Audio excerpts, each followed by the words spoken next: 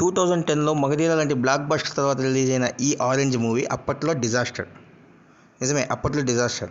అది ఆల్మోస్ట్ అందరికీ తెలిసిందే. కానీ ఇప్పుడు ఎవ్రీ ఇయర్ వ్యాలంటైన్స్ డేకి రీ రిలీజ్లో ఎప్పుడు బ్లాక్ బస్టరే. ఎందుకంటే అప్పుడుకి ఈ సినిమాని అర్థం చేసుకునే టేస్ట్ ఎవరికి రాలేదు. ఈ సినిమా మ్యూజిక్ని మాత్రం బాగా ఆదరించారు. సినిమా మ్యూజిక్ బాగా క్లిక్ అయింది. కానీ ఈ సినిమాని అర్థం చేసుకునే మైండ్ సెట్ అయితే ఎవరికి రాలేదు. కానీ ఇప్పుడు ఈ మూవీ రిలీజ్ అయ్యి ఉంటే ఖచ్చితంగా బ్లాక్ బస్టర్ అయ్యేది. ఈ ఆరెంజ్ మూవీ ఏదైతే ఉందో ఇప్పుడు రిలీజ్ అయ్యి ఉంటే ఖచ్చితంగా బ్లాక్ బస్టర్ అయ్యేది. కల్ట్ క్లాసిక్ అయ్యేది అయిన మూవీ కాస్త బ్లాక్ బస్టర్ అయిపోయేది.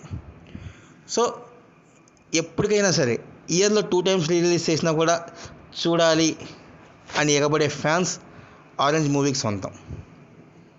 ఇలా కొన్ని మూవీస్ ఉన్నాయి, దానిలో ఫస్ట్ ప్లేస్ తగ్గించుకుంటుంది ఆరెంజ్ మూవీ. అది రామ్ చరణ్ గారి అదృష్టం.